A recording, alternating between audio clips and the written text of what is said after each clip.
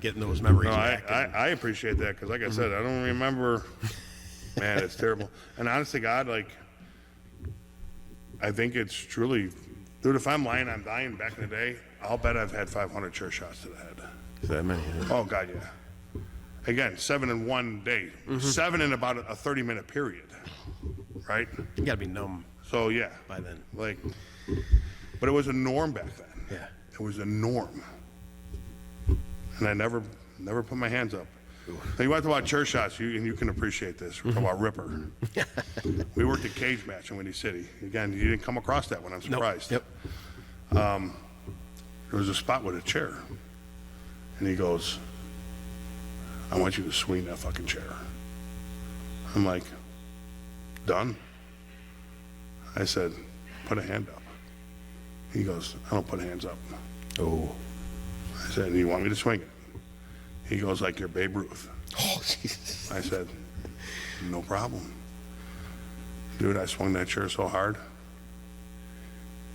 He turned around, that chair was coming. Not only did he put one hand up, he put two. Because he knew you were, yeah. He saw that.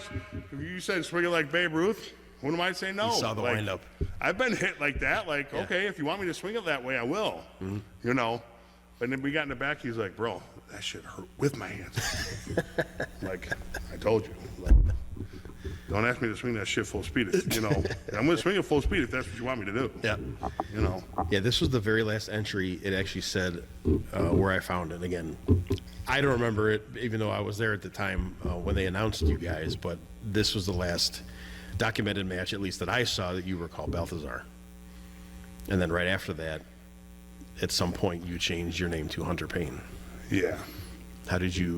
Why did you switch, and how did you come up with that name? When I was in Vanguard, I touched on how Isaiah and Jordan, I think, kind of took over the booking.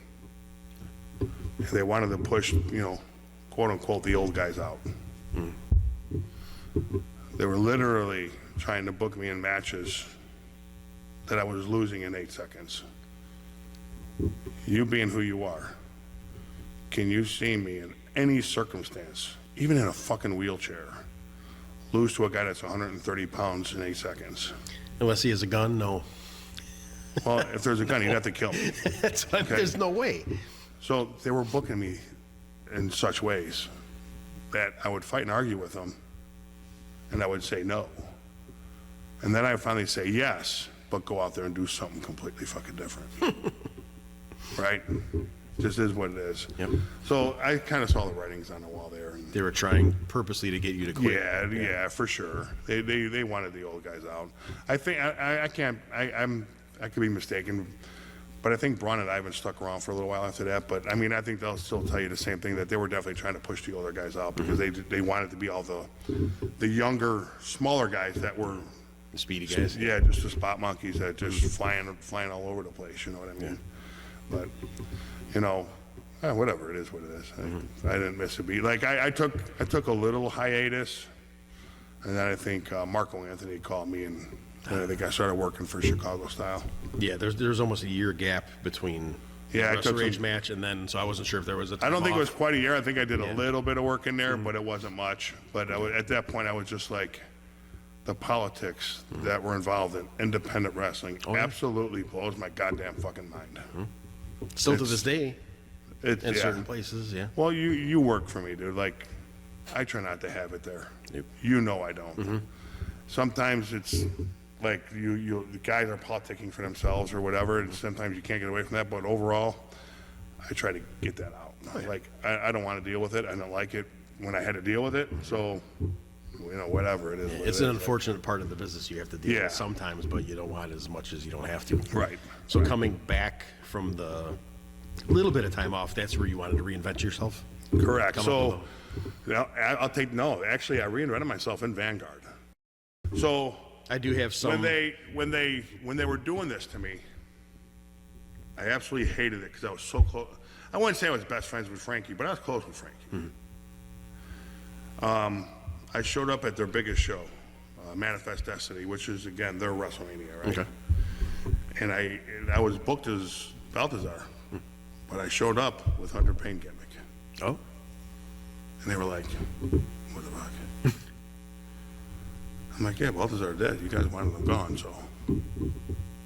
that's a creative little. Yeah, so I Yeah. was Hell's Cowboy Hunter Paine, and I had my music. It was Cowboys from Hell from Pantera, Perfect fit. right? And they were like, fuck. They didn't know what to do. I'm like, well, here it is. So I actually got the inspiration for the name. Austin Roberts, I could be wrong, but I think he named himself after his son. His son's name is Austin. Okay. Okay. So that's kind of where I got the idea from. I got it from him. I'm like, well, it's kind of cool. My son was born, you know, his name is Hunter, so I just used Hunter, and I just used, you know, Paine and with an E. You know what I mean? Like, Make yourself different. yeah, it was just something a little different, you know. So, and you know, hence the cowboy hat, Hell's Cowboy, and had the leather vest, Yeah. you know, the whole 10. Yep. So, and the gimmick was actually fucking really good. You know, but every character runs its course, and then Balthazar had several, or not Balthazar, Hunter Paine had several different variations, you know, because you have to evolve. Absolutely. And change and Yep. everything else with the time, so. Speaking of leather vests, we have a story coming up, a question by an anonymous source. We'll be talking about that in a few minutes. POW match, September 26th of 2009. There is no more hate breed. I mean, hate breed. See, I got the metal on my mind here. Sorry. There is no more night breed. You guys are now under the new name, Outside the Law. Never. Never. Never. You guys are always announced that at POW as Outside the Law. I don't remember that. Really? I was never called Outside the Law. Mm-hmm. Do you remember it? Oh, yeah. And you had a manager, too. Was it Nick? Nick H. was your manager. We were Outside the Law? Yes. And you had a hillbilly manager named Nick H. I don't remember changing the name. Unless it was somebody else's or your guys. I don't know why it would Well, have there's one changed. guy to ask. Nick, Were we why'd you change outside- your name? Were we Outside the Law? My memory's like yours. I honestly can't remember. I actually thought it was night breeders. I did too. I thought it was. I'm not saying you're wrong, Oh, yeah, no, I right? know you're not. Yeah. But I don't ever remember wrestling under the team name of Outside the Law. Yeah, I'll have to find some clips or, not flyers, but the matches on the tapes that we have and stuff. And Okay. I'm pretty sure it is. That'd be interesting to Yeah. see if that really Because happened. even on the place that I got this from, there's multiple 3, 4, 5 matches on here that has that. Even when you guys worked Noise, Booze, and Tattoos, you guys were caught in Bourbonnais. It was Outside the Law. It was announced. We were Nightbreed. Yeah. Unless it was specially because you were here, that might have been. You worked us that night. That's coming up after this. Right, I'm later saying. stuff. Yeah. We were announced as Nightbreed. Yeah, you might have been because it was here in your home area. I think they did for that night, but every time you guys went up north, somehow the name was different. And where that came from, that's why I wanted to bring it up to you for sure. If you could do research on Yeah. that, that'd be great because I don't remember that. Maybe I could throw Jimmy a message and see if he remembers. Again, it's 2009. It's hard to remember Right. back that far, but Right. yeah, Outside the Law. I thought that was a very creative, cool name Yeah. that you guys don't care about. I don't remember it. I'm not saying you're wrong, but I honestly, God, don't ever remember. I think once Nightbreed split, I joined forces with Marco for Elite Paint. I mean, I don't ever remember anything in between. Yeah. Yeah, I'm definitely doing my research and get you some kind of documentation on That would be on cool. that one for sure. 10/10 of 2009 is that match where you guys wrestled Noise, Booze, and Tattoos, which is myself and Rough Crossing. And we talked about that earlier where it was a Sportsplex, hidden, something Cove. It was Hidden Cove Hidden Sportsplex. Cove, yeah. And that like pirate theme kind of thing Yeah. with the pizza place attached to it. Yep. And that big gym, we had to lay out down all those tiles on the floor. And that was the match we were talking about at the beginning of the show about, I was like talking to Ruff, I'm like, I'm kind of nervous for this match. He's like, really? I'm like, yeah, look at them over there. I mean, they're going to kill us. And again, watching you guys go out there and the music and just the way you guys looked. And then we came out and we were the Power Tag Team Champions, but I guess it was a non-title match. Right. And you guys went over and Match was awesome. I loved it. And Yeah. it's like, as soon as you get in there with them, it's like, with you guys, it's like all the butterflies go away, and it's like, man, Takes the first hit, right? these guys are, Still that way me to this day, they're brother. snug, but they're not, Yeah. it's so good, and it was very easy. We did a really good match. Again, I don't remember how much we talked about, but I think I remember I mentioned this to you a little while ago. When the finish of the match was going on, you guys were going to do your double team move on Ruff, but he was with Austin in the ring, and you and I fought on the outside. We went through the guardrail into the people, and I said, how do you want me to, like, get rid of you so you can go back in and double team on him? And I'm like, I'll think of something. I say today, I won't Yeah. even know until we even get out there. And we get out there, and you're hitting me. He's like, what do you want? And I go, give me a Beal throw. And you're like, what? Yeah, give me a Beal throw. You're like, on the floor? Like, yeah. There was like bleachers. Instead, there were seats, and I think there were bleachers they set up. Okay. And you're like, all right. So we hooked up. Again, who am I to say no? I know, you hooked up to the thing and threw it, and I splatted on the floor from a Beal throw from you, and I was dead out there for a while, and then you guys did the double team on Ruff in the ring, and match was over. And I think he was more like, are you nuts? Are you going to take that on here? I'm like, look, it'll be a long time for me to be out, and you guys can go do your thing in there, and I can't crawl back and get in. And I just thought it was just funny, just a reaction, like, really? You want me to do you don't that? understand. Like when I tell you, I don't view myself as being much bigger than most Yeah. people. I don't. Yeah. Like when I'm standing next to people, just me, right? Yeah. So I know a lot of people can't do things to me because of my size and my weight. Yep. Right. So when people say, "Hey, I want you to do this to me," I'm reserved and doing it because I know I wouldn't want to do it. Gotcha. You know what I'm saying? Yeah. Like it's a give and take in what we do. But if a guy's persistent, I'll chair shot to Ripper. Well, who am I to say no if you're just really fucking insistent on me doing it? If you want it, yeah. You know what I mean? And like Ian and Corporal, Yep. like, hey, we're not into this shit. I don't want no light bulbs. I don't want to get hit with any chairs tonight. Like, I was coming in expecting a match. No one told us this was going to be a death match. Yep. They're like, oh, no, it's a death match on our end, not yours. I'm like, Fine. Right. okay. Again, who am I to say no? Yep. So, Yeah, then they broke us into singles matches in Fox Lake, January 2nd, 2010. Austin Russell's Ruff, and you and I have our first singles match together. I just sent you that match the other day. yeah, so I somewhat remember that. I remember, back then, if everyone remembers MapQuest. You remember MapQuest? Yeah. It was, your dial-up computer, you waited an hour for it to download, and then you printed the directions.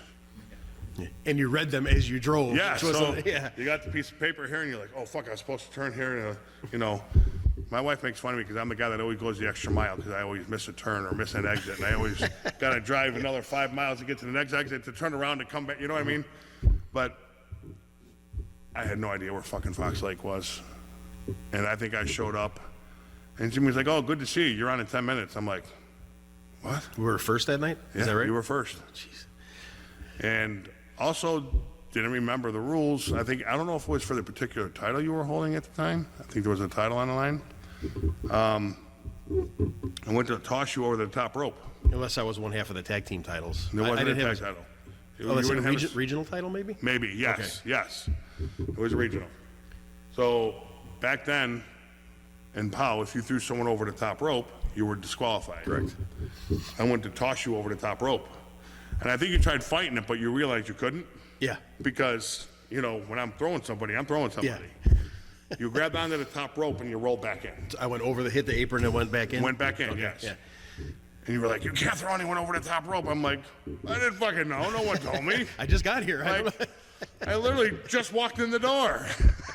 And then my dumb ass, I do the same thing to you. I go to clothesline you over the top rope. It wouldn't have been a disqualification if I would have put, because of momentum going Right. over. But you didn't go over all the way and you came back in, and then I grab your legs and attempt to dump you over the top rope. Everybody in the crowd's cheering, no, don't go, you're disqualified. And I'm like, oh yeah. And I just put your feet back down, and then we just kept on going at it. So after I told you, I forgot about it myself. Yeah. And then I messaged you that too. I'm like, why the hell did I body slam you? Like, what the hell am I thinking? This huge guy, and I'm average size at most, and I pick you up and body, but you went with it. Yeah. That means a lot to me that you did that. I'm not again, Yeah. like Loki, like, Yeah. and I've touched on it several times. The match is only good as if were in sync. Yeah.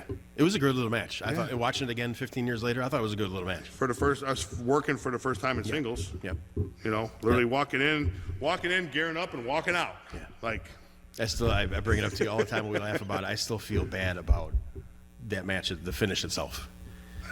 Because the booker at that time was Vito Tomaselli. He had been brought in by Jimmy to help him book stuff, and he wanted me to go over clean on you with a finisher. And I'm like, dude, it doesn't make any sense.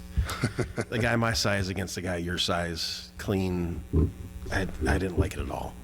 And he was like, oh, it's, you know, have you go over because, you know, you're the baby face, and I want to make sure we put over our home guys versus outside guys. And it's like, I get it to a point, but just the believability of the size difference, and it's just like, it doesn't make any sense to me.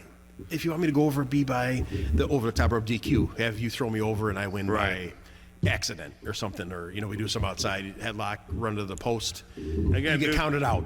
And all your so interactions with me and all Yeah. the times we worked again over the years, I don't really go against the grain, bro. Like, if this is what the booker wants for the most part, I'll do it. Yeah. But again, if I have a question as to why, all I ask is that you explain it to me. If you can't explain it to me, I know there's ulterior motives. You know what I mean? You don't have a reason why. It's just because. Yeah. I'm not okay with just because. Yeah, there's got to be a reason for something. Yeah. I just felt bad because it didn't make sense to me, and I know you're like, don't worry about it, don't worry about it. I'm like, 15 years later, I still feel bad about it because I don't think it was right. But that's just me making things as much as believable as possible. Right.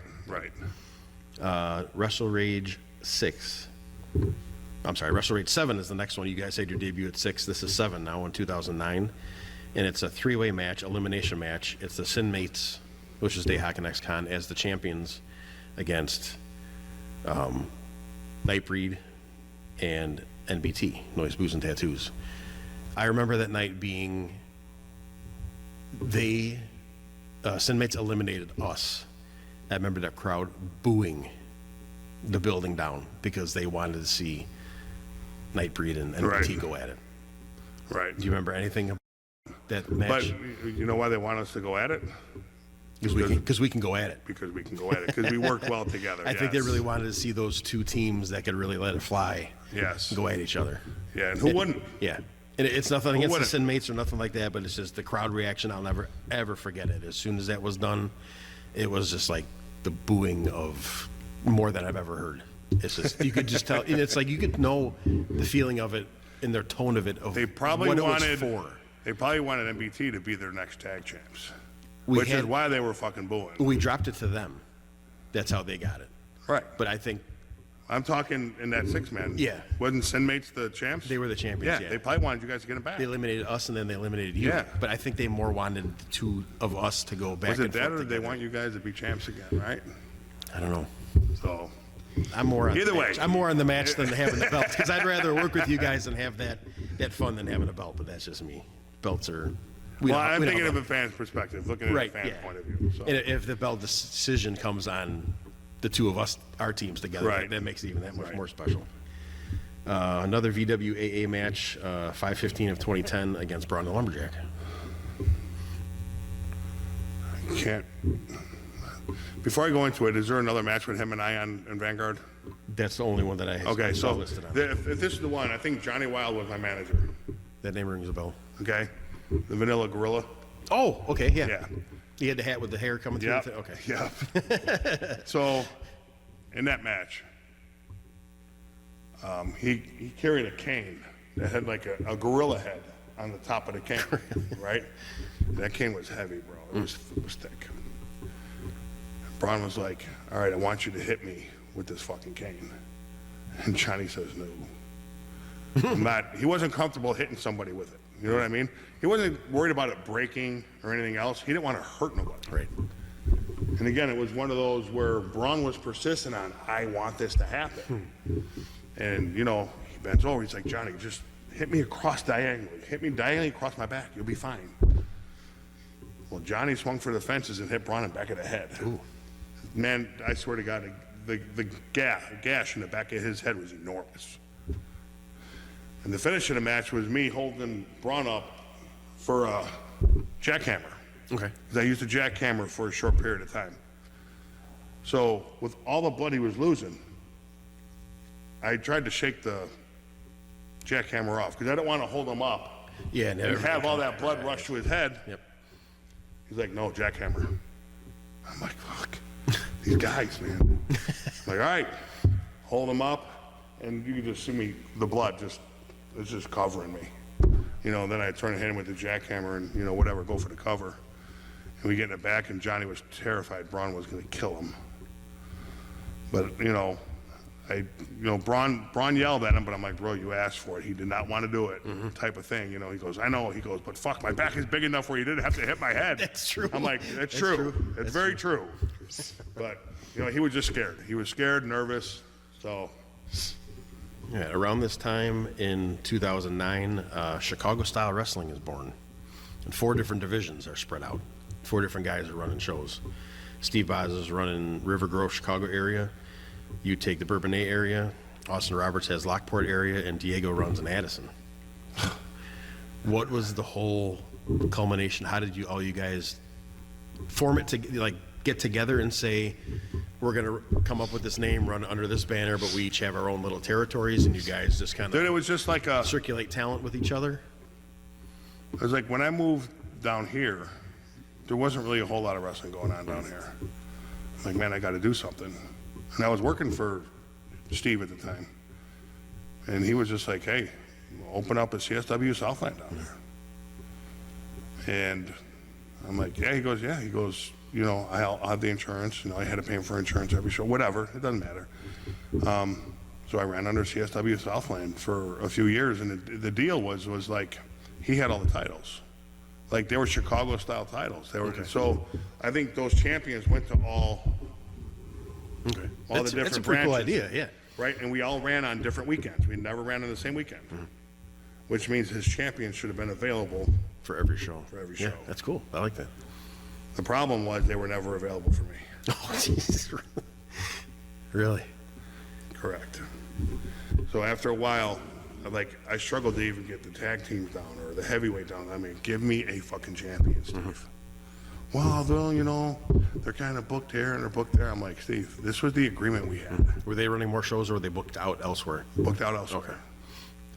I'm like, you can't tell me, like, your champions are going to be available to me for every show when they're not. You know, it wasn't an argument or a fight or anything. It was just like, Yeah. bro, like, this isn't okay. Yeah, help me out, kind of a thing. Yeah. Then I struggled with ring rentals and sound systems. And, well, needless to say, you know, I won't say how much, but I got a shit ton of money invested in my own stuff. Yeah. You know, I used to rent Mitch Blake's ring. Oh, really? Yeah. Because he worked for me as well, right? There was one show, we had some ROTC kids coming in, and they were just helping us. Okay. They wanted to check out the show. They were helping us set up. Mind you, they never been near a ring, let alone put a ring together. Well, one of the kids was in there doing something, and Mitch saw it, and Mitch lost his fucking mind like he does. And he's screaming and yelling at this guy. Well, the guy, I don't know if he's a general or whatever he was, the guy in charge of these kids, he was like, he came up to me, he's like, I'm taking my kids and leaving. If I don't leave, I'm gonna fucking kill that guy. And I had to step out, and I came out, I'm like, what happened? Because he had a spotlight. I don't know what his ranking was. You know, his ranking fails me, but Okay. he had a little spot with the Sheik later on in the show. Okay. Which was kind of cool, right? I think it was a July show. And he told me, I'm like, what the fuck? And I told him, and she goes, dude, you know me. Like, I'm like, yeah, I know you, but it's not okay, man. Like, these kids are just here trying to help. They're not wrestling. They're here just to lend a hand. Yeah, they don't know any better. They don't know anything. They have to be guided, bro. Like, you know, it wasn't okay. So I guess he had a run-in with a couple other guys. After that show, literally my entire locker room came up, my whole ring crew came up to me and said, if you rent a ring from him again, we walk. Really? We're done. Well, I had 1 month to buy a fucking ring and find a way to pick it up from fucking Kentucky, right? Thank God for friends, you know? So yeah, I had to buy a ring and get it, and then I was just renting sound from people. And yeah, you know, the day of the show, can't make it. Yep. My dog died. Getting my nails done. Something always happens when I can't make it, and I'm scrambling. The day of, trying to find someone to do music or do music, like. So I just got tired of all that, the canceling and not having people, you know. Yeah, you don't want to depend on anybody else to do your. Dude, it's so I just invested in all my own stuff. Do you want to do it right? Do it yourself kind of That's thing, it. right? That's it. Yeah, this time you just touched on it before. The team of Elite Paine forms with Marco Anthony. Yeah, so Marco was teaming with someone up north, and I think that guy left, took a hiatus, or had a different gimmick. But he called me up. He was like, "Hey, if you ain't got nothing going on, you know, you want to come down and work with me as a tag team." I'm like, "Yeah, I ain't doing anything. That's fine." You know, needless to say, I mean, we teamed all the way up to about a year ago. I think Yeah, you guys had a long run. We had a long run, yeah. A lot of SCW. You know, Marco's thing was, it's better to work with you than against you. So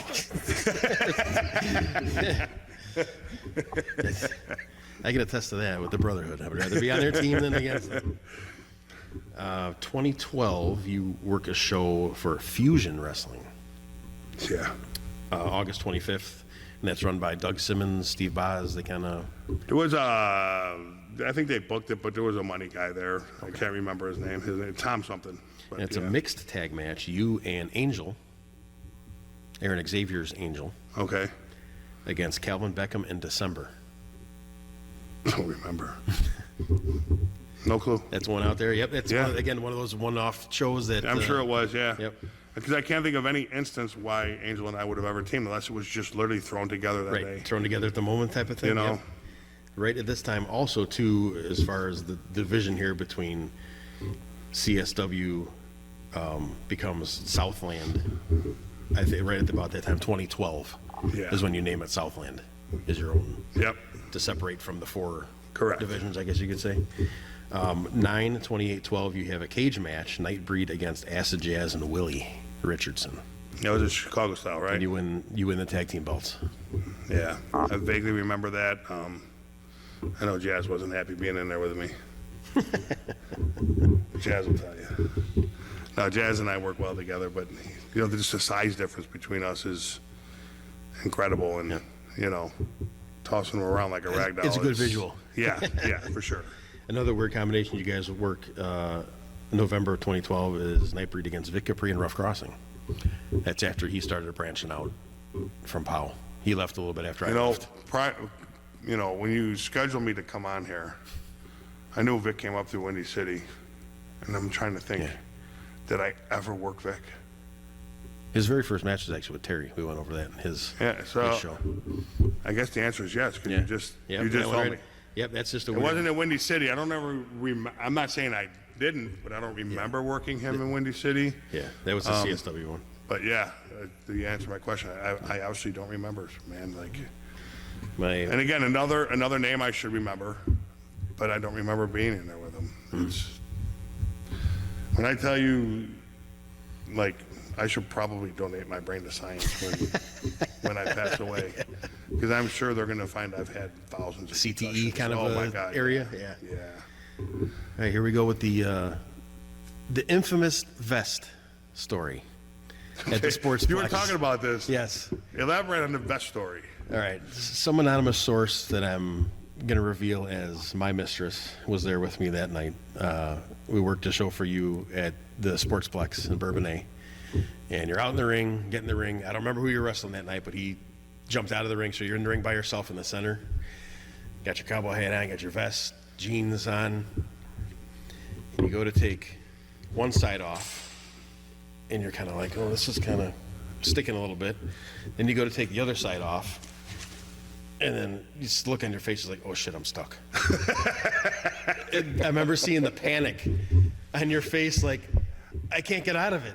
Now you ring a bell. Refresh my memory. I think I turned to the ref and said, "You got to pull this off, man."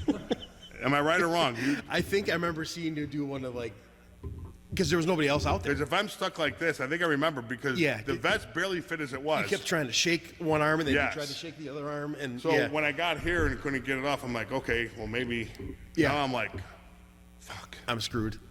Like, It was, hey ref, you want to give a brother a hand? it was pull that just shit one of the off? funniest things I have ever I mean, think of the seen. wardrobe malfunctions from the Undertaker over the years. Yeah, Like- he had that same thing. Yeah. Actually, he had the hood come over or I mean, something, dude, and they got like, stuck. Yeah, like, But I'm a bigger guy. Mm-hmm. The vest really fit, and the leather just stuck to me. Yeah, because you were all wet and sprayed Yes. down and stuff. I never used baby oil, right? Oh, thank it was always God. just water. Yeah. But for some reason, it was just the leather vest was just snug fit to begin with. When I went to get it off, I was like, oh man, I didn't realize it was that snug. Like, It was still one of the funniest things I have ever seen, ever. now whoever I was working, I don't remember whoever I that. was working should have jumped in and jumped my ass when my hands were stuck behind Yeah, my back. You know, they should have. Yeah. They obviously didn't. It was so good. I wish I could watch it over and over again. At least I can remember that I saw it. So that's enough for me. Late 2013, a group called Saints and Sinners Yes. is formed, and I think it only lasted for 2 shows. Yeah, I was gonna say it lasted 2 or 3 shows. It was yourself, myself, Marco Anthony, and the Polish Crippler, Polish Crippler. an old Windy City buddy. Yep. I still have that picture the 4 of us took lined You up. still It was have it? funny. It was like me, and then Marco, and then the Crippler, and then you. It's like it was a staggered, Like, yeah. yeah, staggered line of pictures. Yeah, like a skyline. Crippler was 6'6", 6'7". He's huge. Yeah. Yeah, he's a big man. Yep. You know, he's another guy over the years I became very close with. You know, broke bread with him many times outside of wrestling, but I remember his story with wrestling is, you know, if you remember him or followed him, he's super agile. Yes. Super agile. When he jumped in, I went out with him to the ring that one night, and he came in the ring. I don't know if he jumped from the floor to the apron He does. without grabbing something, and then he grabbed the top rope. And flips in. He flipped over and landed on Yes. his feet, and this guy's like 6'8", and I'm Yeah. like, I was like, holy shit! I did not expect that at all. Super agile. So he put a tape together and he sent it to WWF or E. I can't. It was right around that time they switched. But the talent scout over there got a hold of his tape, and they were like, "What are your real measurements?" And he told them, he's like, "Yeah." He's like, "You're too big to be doing that stuff." He's like, "What?" He's like, "You're familiar with Kane? You're familiar with Undertaker?" He goes, "Yeah." He goes, "That's what we want our big guys to wrestle like." That's surprising. Needless to say, that literally took the wind out of his sail. Really? He's like, "I'm the size that I am, Yeah. and can do the things I can do, Right. and they want nothing to do with it." That should be the novelty of what he's doing, because Correct. they've done that with Bam Bam Bigelow, or remember Men on a Mission? Yeah. 500-pound Mabel, and they were doing all But, sorts of stuff. And They wanted nothing to do with it, and it literally, like, everything he wanted out of wrestling just literally sucked it out of him after Really? that phone call. Yeah, he's a nice guy He's- too. He's a good guy. that's that guy. The stories from that guy too. But yeah. All right, you have a 2017 now. You switched to actually SCW. How did you go from Chicago-style Southland to actually creating your own brand in Southland Championship Wrestling? Well, it goes back to the whole thing of their champions never being available for me. And I had to get a heavyweight title made. And I had tag titles made. The Genesis came, I think, a year or two later. And then the women's came a little later, whatever. But I couldn't really start my own brand until I had titles. Right. You know, I know there's promotions that run out there just to run shows. There's no champions or whatever. You know, I don't understand that. You want something to fight for, right? Baby faces need something to fight for, right? So, but yeah, once I got the titles made and everything else, I just told Steve I was going to branch off onto my own. He was like, "Yeah, that's fine, no problem." Yeah. Yeah, he got it. Like, Yeah. no There was heat. never any problems No with heat, like no that. You nothing, just- dude. No. Yeah. None, Just wanted to none do your own thing whatsoever. and- Yep. Just wanted to do my own thing. All right. In April 21st of 2017, You and the Polish Crippler team up, and you face the Rulers of Wrestling. Yeah, that Jay was, Harris and R Trey- Star. It was Trey and Jordan, JPH. Oh, really? Yeah. Oh, the Harris. Okay. Okay. Yeah. Jay Harris is him. All right. He's been around that long? 17? Mm-hmm. Really? Okay. Yeah, because I never heard of those names. That's why I kind of stick it in there to see if you. Rulers of Wrestling, we wrestled them? Yeah, Rulers of Wrestling. 4/21/17. Wow. Yeah, that was Jordan and Trey. Yeah. I don't remember working them with Mark, but fuck. Okay. Because at that point, Mark wasn't really wrestling a lot. Crippler. Okay. I'm sorry. Crippler wasn't really working a lot.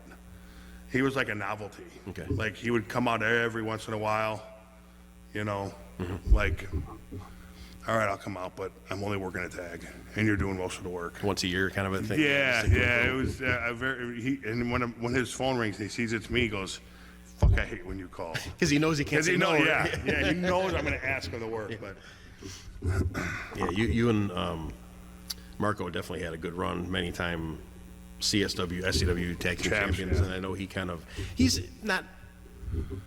You kind of went from full time to kind of like same thing, kind of here and there. If Right. you guys needed something, Right. kind of as you haven't done every. he single kind of show. lost it a little bit Kind for of- wrestling too. yeah, took a little time off here. There and was a little and- falling out with him and CSW and Boz. I mean, no heat or anything, just a falling out, Yeah. a disagreement. And then down here, my injuries start piling up, and I'm not wrestling as much. Yep. You know what I mean? So it's like, he's like, if you ain't got nothing for me, just no, I'm good. Yeah. you know? Yeah, if it's there, it's there. If it's not, kind of a thing. Yeah. Yeah. We're gonna fast forward a couple years here to what's the term for the Pearl Harbor? The date that lives in infamy. Is that what they call it? The Pearl Harbor attack. Okay. That'd be a perfect description for October 8th of 2021. T Woods Bar and Grill. Was that our invasion?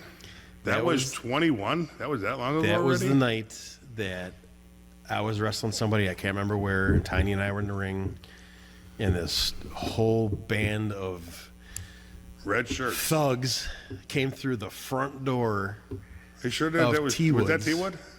It was T-Wood. from your cars. I thought it was, I don't know why I thought it was Wisconsin. No, that was Wrestle Rage the next show. Okay. Okay. You guys came through from your cars in the ring, waffled me in the back with a chair, and your crew of 6, 7 guys just beat the piss out of Tiny and myself in the ring. And that was And we beat the shit out of everyone that stepped in the ring. I don't think did anybody come I in think there and was try? a few guys came out and tried, yes. And I remember that was one of the goosebump moments for me, because you can feel that in the air when that crowd has Oh that my kind of God, and reaction the with people you. hate us. And Oh I my remember God. being on the ground, and I know who's kicking me. Like, okay, that was JPH, that was you, that was Creed, that was Marco. You know, I know who's who by how it hits me. It was a heel, you know. It's like, oh, that's Mark. Yeah. And then just the aura of the electricity of the crowd was like, I remember laying there, and just my skin and my hairs were just. It was electrifying. Just Dude, those people wanted to lynch us, no joke. the heat, it was It such was incredible. old school heat, and there was some SCW fans in the crowd, which I'm thinking, who the hell? By chance there was, yes. How did they come here? Yes. What is the chance they came? They were yelling at the POW fans. The POW fans were yelling at them. I'm like, oh my God, we're gonna have a riot. In the same sense, I'm thinking, oh, good, we're gonna have a riot. You know, Yeah. that's what I want. 'Cause Yeah. A couple months before that, I know you were pushing Jimmy to do the interpromotional talent swap, Right. and then we're like, let me kick him in the ass a little bit and get this thing going. I'll see if I can get it going. I'm like, let's do a war. And you were all for it, for shit, because there's so much shit we can get out of this. Oh, yeah. Just publicity for both places, and just the intensity of anybody. I thought it was great, dude. I thought Anybody it was wrestles great. down there, you know, all the heels, it doesn't matter who they are. If they're down here at Southland, they're the babies, because that's the home turf. Right. And the same thing that goes for POW. But yeah, I'll never ever forget that night. You guys beat us up. You did an unbelievable promo. That night is just, you laid down the law of, we're here and we don't give a fuck about anybody else. Yeah. We're going to do what we want. And then you just dropped the mic and you guys took off in your cars and head out of here. Dude, our cars were literally right outside the door. Lined up right it down was the alley. Awesome. Yeah. So awesome. And it was done, executed so Perfectly. well. It was. It was. So well. And then the next show that we had was Wrestle Rage. I'm wrestling Chris Cairo for the heavyweight title. He beat me a couple months before that. And then Max Holiday comes out. He's a heel at this time. He comes out. Oh, actually, no, I lied. Because I just had a feud with Max Holiday. He was a babyface. So he came out to interfere in the match, but everybody thought he was interfering on Chris Cairo's behalf. But he actually helped me win the title. So we turned him heel in that match. And then the cue for you guys was I took the big wad of money out of my pocket and I handed it to him like I paid him off. So he went dirty to help me win the title back. And then I put my hand up to give me a big high five, and that was your cue for you guys to come out. And then I see about 60 red shirts coming through the front door. And I'm just like looking like, and you guys surrounded the ring. I'm like, oh, fuck. And I look at The him. visual was incredible, I bet, wasn't it? Yeah, because I'm standing here Yeah. waiting for a high five, like, hey, you helped me win. And I'm looking like this. I look down, I look back at him, and he decks me. So he turned on Pow and went with Southland. Yeah. So he did a double switch in the same night. And I just thought that idea was just so cool. I'm like, how can I pull this off? And kind of went over it with all of us together. I'm like, okay, this can work. A double turn in the same night. And It then worked. You guys all, and I'll never forget seeing that many red shirts. Just like, and I'm looking like, holy, and that was another same thing. 2 shows in a row. You get the goosebumps because Yeah. you could feel the people. They're jumping out of their seats. I was waiting for people to come in the ring. I think a couple people did try to get up and had to get held back. Like, if I remember. every promotion has their crazies, as I call them. Like no matter what, they'll die for the company. Like, live, eat, and breathe that company. Yes. You had a few there Yes. that they wanted to go at it with. Yes. I think. There was one guy that went after Jordan, and Jordan went to swing his suitcase after because he was on his way out. He had his bag with him. He went to go swing it at the guy. Like, motherfucker, get the fuck away from me! Like, Yeah. it was intense, dude. It Like, was good. Shit was getting real quick. Yeah, that was an amazing run. It lasted a whole entire year where we had title switches between the two of them. I had the heavyweight title for both, and then Max Holiday beat me, and then you beat me for the SCW title, and we went back and forth, Yeah. and I beat you for the POW title. I thought it was great. I think It was so at the end of the day, honestly, I thought it was great for all the fans. Yes. Of POW and Southland, Yes.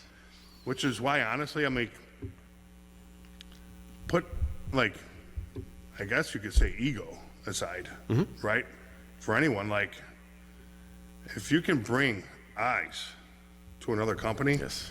I don't know why more companies don't work with each other against. Yes. Like, obviously, there's people, they're in promotions that are going to stick their foot in the sand and say, I don't care what you do, I'm not going anywhere, Yes. right? Well, if you're not going anywhere and I'm not going anywhere, why not work together? Right. It doesn't have to be every show. It doesn't have to be work together, man. Yeah. Create interest. Like, there's still fans from POW, from that angle, that come down to our shows. Yeah. Yeah. It's true. And there's fans of ours that still go to POW shows. That's the whole fucking idea. It benefits everybody. Yeah. Yep. Like, we all have our rosters, but what is wrong with bringing in an outsider once in a while to stir things up? Right. I think it's great. Yep. I mean, that's just me. I'm a huge fan, a huge supporter of cross promotion shows. Me too. I've always been. I really am. Because you have matches that people always wanted to see that never saw before. Yeah, you'll have matches that you'll never get otherwise. Yeah. Yeah. Yeah. Absolutely. Truly believe that. And that culminated at Wrestle Rage that year, Team POW versus Team SCW. And I remember in that match too, I took an unexpected pinfall. Something wasn't going right. You said you just felt it, so I don't know. Something happened with Aaron in there.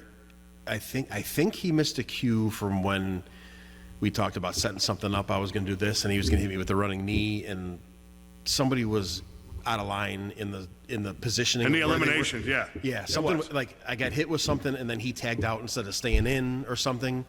And then just when you got in there with me, it just felt like the right time. You know me, I go on the field no Yeah. matter what. If it feels right, it's got to be right. And we've been in long enough to know if it's going to be stupid or not, if it's right or not. I just remember taking the big leg drop, Yeah. and I didn't kick out. And you're like, "What the hell? That wasn't what was going on." And everybody was like, "What's going on?" Yeah. I remember hearing like people talking on the apron. What's going on? I'm like, it just felt like the right moment to do this because I know there was all this other stuff coming afterwards, and it's like, I don't know, it just felt right to me. Yeah, I don't I think hear it ya. did anything to the match because Freedom and you and Jimmy had, you know, your guys' thing at the end, but I don't know, it's just one of those weird moments where the feeling was just like, it's time for me to go. I don't know if that makes any sense or not. No, I get it. I get it. And then you bury the hatchet in the ring that night with Jimmy. Yeah, which nobody expected. I think half the people were disappointed. And you do the same thing now. You decided, you said, okay, let's work together. And it took them a while And to you trust know what? you. And we did this for another year. So we got 2 years out of that. Yeah. I mean, you know, it's a and great then idea. it culminated with Jimmy and I in a body bag match. Yes, it did. Yep, that's one of the ones on here. And it was WrestleTopia, correct? In September? Yes. Yep, and how scared to death of that was he He was terrified. about that match? Terrified. I'm not going to be able to breathe. I'm not going to be able to breathe. Yeah, and you know what? I've been in a body bag. Like, I've been in a coffin. I've been in casket matches with Manson. You know, I think a couple of them. There's nothing like being, I don't know if you've ever been in one, but it's kind of surreal when you're laying back in a coffin and then it closes and it just goes dark. Really fucking. I never had, but I'd like to have the experience of it really because you know how creepy, morbid man, I am. like, really creepy. Yeah. Right? And it's kind of the same feeling in a body bag, but the body bag, you can see the light coming through it. True. Right? Do any kind of holes or the But no zipper? matter what, you can't get out and you can't breathe. There's no fucking air in there. Like, it's the same but different feeling, if that makes any he was sense. Like, paranoid, absolutely paranoid. He's like, I can only be in there for like 15 seconds. he so ended up being in there for like 7 minutes. it was at least 5 minutes is what I was Yeah, thinking. he from the was. beginning. Yeah. He was in there a lot longer than he wanted to be. But he was terrified. He was terrified to get in that match. So funny. One match show I want to talk about for sure too, and unfortunately you were not able to attend, was the Mr. Bill Classic because you had some personal issues going on. I don't know how much you want to. My watch mother, that or not? my mother had passed away. I know, you had a rough stretch. I had family stuff to take care of. That was a super huge show, 70-man battle royal, just a total Windy City reunion of a show. It was absolutely amazing, and you know you surprised me with getting named into the Brotherhood announcement. I remember you saying to me, so how do you feel? I'm like, dude, it's one of the biggest honors I could ever have in my career. So if you have anything to do with it, I appreciate that unbelievably. If you had something to do with setting that up, so that, I mean, you know how much I feel Right. about the No, Brotherhood for thing, sure. so For sure. if you had anything to do with that, I knew about it. yeah, you didn't tell me, which is fine. But no, I appreciate it so much. How did the Mr. Bill Classic come about? You worked with Boz, and I think Pa was involved in some way. And Terry was a big proponent of getting this together and trying to think of a venue where to put it and everything else. that place was jam-packed. That place was a good venue, but it wasn't big enough for the people that were there. I know the fire marshal was called because we were over capacity. Really? Yes. I don't even know if I knew that. Dude, I was getting phone calls in Missouri saying, what do I do? I don't know what to do. You think that was a typical old wrestling trick of somebody purposely? 1,000%. Yeah. 1,000%. I have an idea too, probably. Who We that both might know have who been. it was, Yeah. yes. So the crazy thing in all this is that the fire marshal shows up and he sees that it's a wrestling event and he was like, man, I think he was like, my cousin's a wrestler. Oh, really? We're like, yeah, who? Mike Anthony. We're like, oh, he's here. No shit, really? Yeah. So the fire marshal, knowing Mike, kind of got us out of trouble. Oh, perfect. He kind of turned his back and he was like, you know, just open up that exit and I'll be on my way. Awesome. We're like, I remember seeing enough. a fireman come there, but I never Yeah. knew. Yeah, I they thought were he was called. just checking on something, or They or were like you called. said, coming to see Mike because he knew him or something. right. Yeah, he ended up knowing Mike. So Wow. Good deal. talk about it all the way to fuck out there. Like, Yeah. what are the chances of that? You know what I mean? But it worked in our favor. Worked out good. All right. Final question of the career segment here. What are the future wrestling plans of Hunter Paine? My future wrestling plans are diminishing, right? I mean, facts Facts. I need neck surgery. I need shoulder surgery. I need 2 new hips. And I need knee surgery. Oh my God. Okay? And I've been needing those for many, many years. And I put them off and put them off and put them off. And when you don't take care of yourself like Johnny on the spot like you're supposed to, especially with things that you know are going bad, Tape it up and keep going. it just gets worse. And that's where I'm at. Like right now, I can barely feel my hand. The whole palm of my hand and my fingers are numb. That's why you'll see I'm constantly shaking it because it's the tingling sensation in my hand is incredible. You know what I mean? I was told at 35, 36 years old I needed 2 new hips. And here I am at 52. That early, really? Yeah, that early. Dude, as big as I was early on in my career, I took a lot of bumps that a big guy had no business taking. And back in the day, I took them on concrete floors. I took them on wooden gym floors. Like, but when you're 20-something years old, they're like... And you had fun doing it too. You enjoyed it. Yeah, but it all catches up, man. It all catches up. And it's catching up. Like, I still plan on wrestling, don't get me wrong, but I just physically can't as much. Like, More recovery time. yeah. Where it used to take me a day or 2 to be fine, now it takes me a month or 2 sometimes. Truly. Yeah. It just is what it is. Like, oh man, my back is still hurting, or fuck, my neck is still hurting. Like, I can't turn my neck all the way. This is as far as I can turn my neck to either side. That's it. Like, it's so jazzed up. Yeah. You know. You probably really were 6'6", but those chair shots, It's kinda, every shot it brought you a millimeter down to 6'3". Yeah, after all that time. so. All right. Well, thank you for expanding your memory, which I knew you had it in you. Well, Whether you had to didn't think pull it so or out not, for sure, dude. so- I mean, I'm sad to say I don't remember a lot that I should have. Yeah. You know, especially wrestling the guys that have wrestled that I had no idea Yeah. that I did. So. Yeah. Well, this is the end of the career section. We still have another little half to go.